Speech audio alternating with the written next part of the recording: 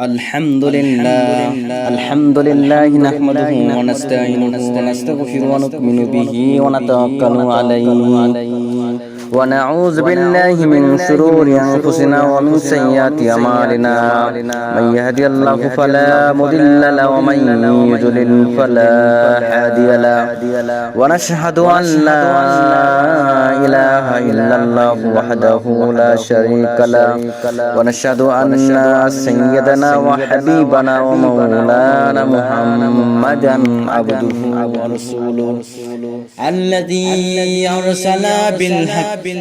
بشيرا ونذيرا وداعيا إلى الله بإذنه وسراجا منيرا فقد قال الله تعالى في كلامه المجيد وفي فرقانه الحميد أعوذ بالله من الشيطان الرجيم بسم الله الرحمن الرحيم